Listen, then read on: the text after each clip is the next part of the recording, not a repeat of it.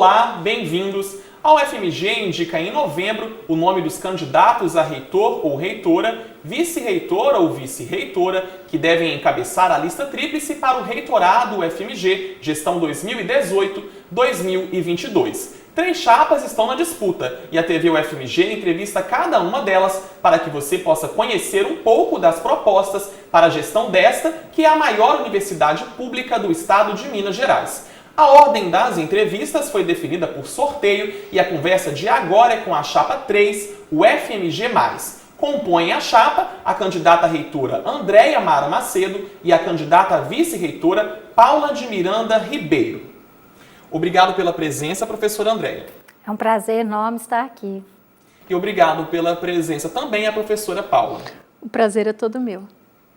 Vamos explicar agora as regras desta entrevista. Serão 9 perguntas que foram produzidas após a apuração jornalística junto a diferentes órgãos e setores da UFMG e também após ouvir integrantes da comunidade acadêmica e entidades representativas de técnicos, docentes e estudantes. O tempo máximo entre a pergunta e a resposta será de 3 minutos. Ao final deste tempo, os microfones dos entrevistados serão desligados e o apresentador passará para a próxima pergunta. Não haverá interferência ou comentário do mediador durante ou após as respostas. Por isso, solicitamos às candidatas que, em respeito ao público, procurem responder as questões da forma mais clara e objetiva possível. Combinado? Combinado. Vamos começar agora, a gente vai fazer um pequeno ajuste técnico para a gente colocar o cronômetro no televisor para as senhoras, ok? Já está posicionado, a gente pode dar início às 9 perguntas que vão conduzir a nossa conversa. O tema da primeira pergunta, candidatas, é financiamento da educação. A pergunta é: a secretária executiva do MEC declarou que o custeio do ensino superior é insustentável, pois as universidades já consomem mais de 50% do orçamento anual do governo federal para a educação. Quais são os desafios postos para a universidade pública neste cenário? Bom, com todo respeito à secretária da SISU, ela está enganada, né? De fato, o investimento na educação superior significa desenvolvimento do país, significa soberania, significa que o país tem uma chance de superar a crise econômica pela qual passa hoje, né? Todos os países desenvolvidos do mundo investiram mais na educação durante períodos de crise. Então, é uma surpresa quando a gente ouve uma secretária da SISU fazendo uma avaliação deste nível, né? Então, eu espero que nosso poder público, que nossos governantes, que o nosso Congresso, ele compreenda a importância do investimento em educação, investimento em ciência e tecnologia, inovação, investimento em cultura, investimento em saúde, como investimento e não como gastos. Bom, é importante dizer que a chapa 3 ela, está disposta a negociar permanentemente para que a gente tenha o orçamento total que é destinado à universidade na LOA. Então, não será uma luta solitária, será uma luta em conjunto com as outras universidades, as universidades mineiras, as outras universidades federais brasileiras, junto com a Andifes, para que a gente garanta todo o recurso que nos é devido. E, além disso, nós estaremos sempre buscando recursos complementares, né? A gente não pode, num momento feito esse, esquecer que existem outras fontes de financiamento possíveis e que nós estaremos sempre empenhadas em obter esse financiamento, sempre com o auxílio da nossa comunidade, que saberá nos dizer, em cada área do conhecimento, qual é o melhor local, qual é a melhor fonte de informação, fonte de financiamento para cada área específica. Vamos agora, então, para a segunda pergunta. O tema sorteado é Direitos Humanos e Universidade. A pergunta, candidatas, é a seguinte: na avaliação das senhoras, qual deve ser o papel institucional da UFMG em ações práticas na atuação junto à comunidade acadêmica em relação a situações de opressão como machismo, racismo, homofobia e bullying?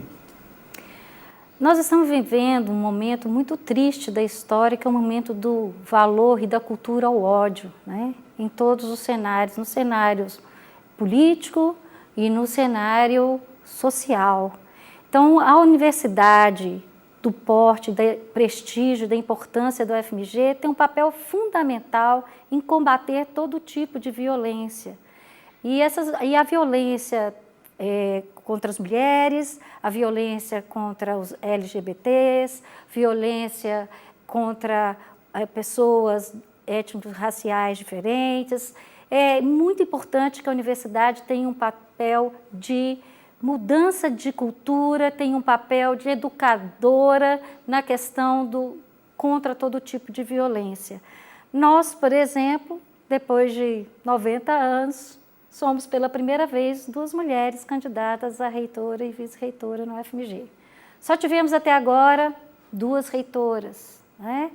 E pela primeira vez, tanto a candidata da cabeça da reitora quanto a candidata a vice são mulheres. E a gente tem observado um certo preconceito quanto a isso.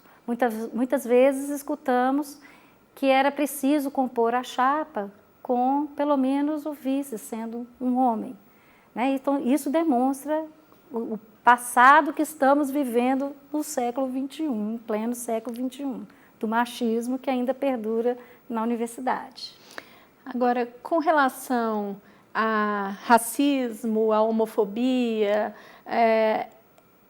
nós não podemos tolerar isso na universidade em hipótese alguma. Então, os casos que são denunciados, eles precisam ser apurados, sim, venha de quem venha, e, ao mesmo tempo, nós precisamos de campanhas para que as pessoas entendam que esse tipo de comportamento não é mais aceitável em pleno 2018, né, quando começará o nosso mandato. Então, a gente realmente não pode aceitar, não pode deixar que isso aconteça, não pode engavetar nenhuma denúncia, tudo tem que ser devidamente apurado e a comunidade tem que ser educada para não fazer isso. Agora vamos para a terceira pergunta. O tema sorteado, candidatas, é segurança. Vamos ao questionamento. Neste ano, houve várias referências na imprensa a um suposto aumento de casos de assalto no campus Pampulha e imediações, ainda que a própria Polícia Militar reconheça não ter estatísticas que comprovem este crescimento. O que deve ser feito para consolidar a segurança e a percepção de segurança da comunidade acadêmica? Bom, segurança 100% só em país totalitário, né? Então, essa necessidade de uma percepção total de segurança é um princípio que não se alcança num país democrático. É preciso que nós lembremos que segurança não pode ser só patrimonial. A UFMG faz parte da cidade, da sociedade, e não está isolada delas, felizmente, né? Então, dessa forma, nós temos os benefícios das cidades, mas também nós estamos inseridos nos desafios da cidade. E a segurança é, sem dúvida, um desafio. A UFMG não tem, hoje, um plano de segurança. E é preciso que construamos esse plano de segurança em acordo com a comunidade. Esse plano de segurança não pode ser simplesmente a presença ou a ausência da PM ou da Polícia Civil no campus, nos campi da UFMG. Ela precisa ter garantias das liberdades civis, ela precisa assegurar a prevenção de crimes, ela precisa assegurar a proteção ao ser humano e também proteção ao patrimônio público e também proteção ao patrimônio privado. Mas existe uma série de iniciativas que precisa ser acordada com a população dos campi da UFMG, específica para cada campi, para que a gente tenha uma segurança que queremos. E uma das coisas importantes com relação à segurança é que o campus os campi, de uma maneira geral, precisam ser melhor ocupados. Então, tem sempre toda uma discussão, porque ter aula à noite é perigoso, porque um servidor técnico administrativo que trabalha no turno noturno acha que é perigoso, Mas se a gente não ocupar de fato os campi e ocupar com aulas, com atividades culturais, com arte, com oferta de serviços, com espaço de convivência, a gente sempre vai ter a questão da segurança posta. Agora nós vamos para a próxima pergunta, o tema sorteado, patentes e inovação. O questionamento é, candidatas, a UFMG é líder no depósito de patentes. Apesar disso, de acordo com a Coordenadoria de Transferência e Inovação Tecnológica, apenas cerca de 10% das patentes depositadas de fato se tornam produtos e processos no mercado. Qual é a proposta da chapa para esse tema, candidatas? Primeiro, discordar do apenas, né? Só tem um jeito da gente ter inovação, é depositar muitas patentes. 10% dos depósitos de patentes se tornarem produtos, eu considero isso um marco importante, né? E a UFMG, ela é uma universidade que desponta no depósito de patentes e também em produtos já no mercado. É importante dizer que essa não é a principal atividade da universidade, que é a formação de pessoal com inserção social, com responsabilidade com o desenvolvimento do país. Mas, apesar de que a depósito de patente não seja a principal atividade da universidade, a UFMG tem saído muito bem também neste quesito, né? E para aumentar o número de patentes que são transformadas em produtos, existe sim a possibilidade da UFMG ter um papel mais proativo na busca do contato com empresas, promovendo debates, promovendo oficinas de desenvolvimento de iniciativas empresariais dentro da universidade, como startups, como o Lemonade, né? Então, são várias iniciativas que podem aumentar a chance de que as nossas patentes depositadas se tornem produtos. Eu só queria lembrar que em grandes universidades do mundo, né, se a gente olha em outros países do mundo, qual é esse ranking em termos de depósito de patentes, as universidades estão sempre lá atrás no ranking. Quem mais deposita patentes são empresas e não universidades. Então, no caso brasileiro, o que fica muito patente é que, aliás, patente, né, fica muito óbvio, que é só a universidade que investe realmente em inovação.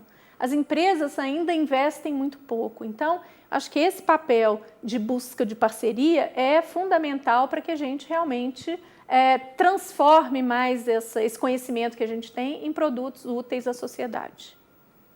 O próximo tema é política cultural. Vamos à questão, candidatas. Como incentivar e financiar as ações culturais da UFMG e a manutenção dos espaços vinculados à arte e à cultura na universidade, sobretudo em um cenário de expressiva redução de recursos? Bom, eu queria começar dizendo que cultura é essencial numa universidade. E cultura é aquilo que a gente cria, que a gente partilha, que a gente renova, que a gente usa para modificar a realidade. Mas, no caso da UFMG, apesar dos esforços que têm sido feitos, e a gente sempre gosta de reconhecer, né, como a Andréia já disse, a universidade não começa em março de 2018, a gente sempre reconhece o que foi feito antes e o que é bem feito deve continuar sendo feito. A atual gestão e a gestão passada investiram fortemente em cultura, né? Houve um salto importante, mas nós ainda não temos uma política integrada de cultura. Então, nesse sentido, a cultura ainda depende fortemente, por exemplo, de bolsas. Então, a gente fica com grupos que são tradicionais, nascidos na UFMG, que hoje têm renome internacional, e eu vou citar dois para não ser injusta, né? Vou citar só dois e são muitos, mas, por exemplo, o Ars Nova, o Coral Ars Nova e o Grupo Sarandeiros, que não existe uma fonte de financiamento específica, a gente não tem recurso do orçamento para poder financiar esses grupos. E essa dependência de bolsas é sempre algo muito complicado. Então, a gente precisa agir no sentido de buscar, junto com o pessoal dessa área, pessoal das artes, pessoal da cultura, buscar fontes de financiamento complementares que possam manter a cultura na UFMG. E a gente precisa também incentivar a cultura dentro da UFMG. Né? Esses grupos são maravilhosos, são reconhecidos internacionalmente, mas a gente tem muita produção interna de cultura que outras unidades não conhecem, que muitas vezes estão restritas às próprias unidades onde elas são produzidas. E, só para terminar, eu não deixei a Andréia falar nada a esse respeito, eu acho que a gente precisa também discutir o papel da cultura e da PROEX. Eu acho que a gente precisa, talvez, alinhar um pouco melhor, porque a gente sabe que várias das ações culturais estão separadas da PROEX, mas ela pode ter um papel importante, e acho que isso também precisa estar em discussão a partir de março. O próximo tema é políticas para a pesquisa e pós-graduação. A questão é: 42,6% dos cursos de pós-graduação da UFMG são de excelência internacional, segundo a última avaliação trienal CAPES. Mas pelo menos 2 doutorados foram descredenciados e áreas como engenharias e educação obtiveram resultados abaixo do esperado. Como pretendem trabalhar essas questões? Bom, nós precisamos trabalhar essas questões em 2 frentes. A primeira é que é preciso olhar para os programas já consolidados e cuidar para que esses programas possam se manter com a qualidade que já alcançaram. O segundo aspecto é aqueles programas que ainda não alcançaram o que a gente chama da grife UFMG. É preciso também que olhemos para esses programas de uma forma acolhedora, de uma forma solidária, para que esses programas possam atingir a qualidade que desejamos que todos os programas da UFMG alcancem. Agora, também temos que olhar para a CAPES, né, para os programas, para como é feito ou como são decididos os critérios de avaliação dos cursos. Né? A própria CAPES, no seu setor de avaliação, tem questionado se algumas das metodologias atuais usadas para avaliar o sucesso dos programas de pós-graduação estão compatíveis com o século XXI e com os desejos que a sociedade tem, que a universidade desenvolva e pratique em prol do desenvolvimento do país.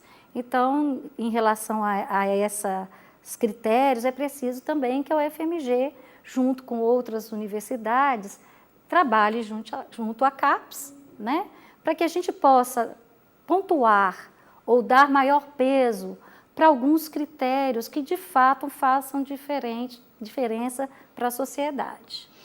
E nós temos dito nas nossas andanças pela universidade que essa grife UFMG ela tem que ser uma grife para todos os programas, todos os departamentos, todos os cursos. A gente não pode deixar ninguém para trás, todos os níveis de ensino. Né? Então, o ensino básico, o ensino profissional, a graduação, a pós-graduação, todos têm que ter o mesmo nível de excelência. Então, se alguns programas estão ficando para trás, nós faremos ações afirmativas nesses programas para que eles atinjam a grife UFMG. Candidatas, agora o tema é a nossa 7ª questão, é mobilidade. A pergunta é: as senhoras já devem ter escutado nas conversas que têm realizado, com a comunidade universitária que o transporte dentro do campus Pampulha é uma das grandes preocupações. Uma queixa, por exemplo, é a demora do ônibus no período da noite, cujo tempo de espera chega a 50 minutos. Quais são as propostas das senhoras nessa temática? Bom, é preciso que a UFMG faça um plano diretor. E esse plano diretor tem que prever, entre outras coisas, a mobilidade. A UFMG, em termos de número de pessoas diretamente envolvidas com a universidade, ela corresponde às 10% maiores cidades ou municípios brasileiros. E assim, a questão da mobilidade, que é uma questão importante em grandes cidades, torna-se também uma questão importante dentro da UFMG. Nós temos várias competências na universidade, entre elas competências em trânsito, competências em tráfego, competências em engenharia do transporte. E a gente ainda utiliza pouco das competências que nós temos na universidade. É preciso que nós pensemos em alternativas de meios de transporte dentro do campus, como, por exemplo, dos campi da UFMG, né? Como, por exemplo, ciclovias, ciclofaixas, transportes mais ágeis, que a gente aumente a frequência do transporte interno, que a gente crie opções de estacionamentos, bolsões de estacionamentos, não nas nossas quadras esportivas, né? não nos campos de futebol, mas que a gente tenha regiões do campus onde se possa fazer estacionamento, onde se controle o estacionamento, porque hoje nós temos carros que entram nos campi da UFMG apenas para estacionar, né? E as pessoas vão trabalhar em outro lugar. A gente precisa transformar esse ambiente hoje abarrotado de carros hoje nas ruas, estacionados, inclusive sobre canteiros, em locais né, que deveriam ser proibidos e em locais que a própria UFMG deveria dar um bom exemplo para a cidade. Nós precisamos reduzir o número de carros, né, em um projeto acordado com a comunidade.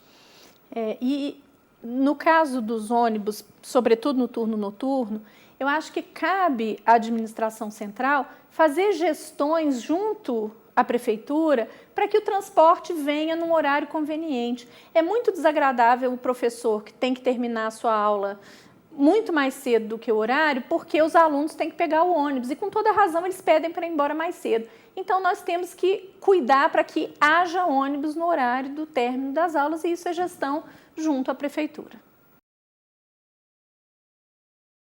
Candidato, a gente vai agora se aproximando ao fim da nossa entrevista. Vamos para a 8ª pergunta. O tema é acessibilidade. Vamos à pergunta. O Decreto 9.034, de 2017, torna obrigatório, a partir de 2018, a reserva de vagas para pessoas com deficiência em todos os níveis de formação no ensino federal. Na gestão das senhoras, como a UFMG atuaria para garantir acessibilidade física, acessibilidade de sistemas de gestão acadêmica e acessibilidade de comunicação? Bom, esse é um grande desafio que a gente vai ter que enfrentar juntos, né? Então, a UFMG hoje já tem o NAI, que foi um grande avanço, é um grande passo, mas nós vamos precisar ir além do que já está sendo feito. Por quê? Porque a gente tem grandes problemas de acessibilidade. Por exemplo, outro dia, na visita que fizemos ao centro pedagógico, ficamos sabendo que existe um aluno cadeirante que, infelizmente, não pode almoçar com os colegas, né? Ele fica lá o dia inteiro na escola, turno integral, não pode almoçar com os colegas simplesmente porque a cadeira dele não sobe até o refeitório. Então, a gente vai precisar enfrentar com obras. Então, a gente vai ter que fazer esse esforço. Mas, em alguns casos, a gente vai ter que ir além, porque algumas questões de acessibilidade envolvem atendimento individualizado. Então, a UFMG vai ter que se unir, discutir internamente, juntar suas competências, né, competência já instalada e, eventualmente, os departamentos acadêmicos que podem ajudar, os técnico-administrativos que têm formação nessa área. Todo mundo vai ter que se juntar para a gente discutir qual vai ser o nosso papel, a nossa política para a gente realmente fazer a inclusão de fato, né? A gente não pode simplesmente fazer a inclusão no papel, né? A política de permanência desse aluno é muito importante. Ele precisa vir para a universidade, se sentir parte dela, se sentir incluído e poder usufruir de tudo o que a universidade oferece. É preciso um pacto com a comunidade, né? Porque com os cortes no financiamento, nós precisamos dar prioridades às obras e reformas de infraestrutura que precisamos implantar na universidade. E, sem dúvida, nós temos que atacar o problema da acessibilidade com a urgência que ela precisa e merece. Não podemos incluir pessoas na universidade com necessidades e com deficiências e não termos e não oferecermos para essas pessoas o melhor que a universidade tem para oferecer.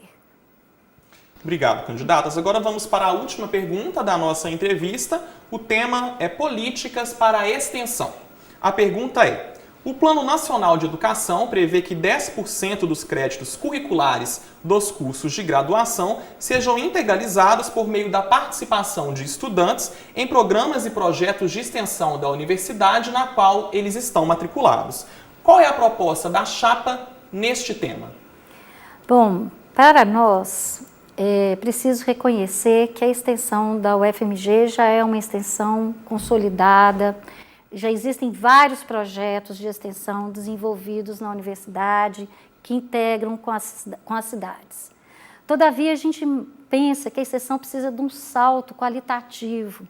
É preciso que a gente assuma a extensão como um eixo organizador da percepção da sociedade daquilo que ela investe na universidade. É preciso que nós sejamos mais ousados, que nós tenhamos a extensão como eixo, inclusive, de reconhecimento da universidade nas cidades, o reconhecimento no Estado, o reconhecimento no país, mas também o reconhecimento e a internacionalização da universidade passa pela proximidade da universidade com a sociedade.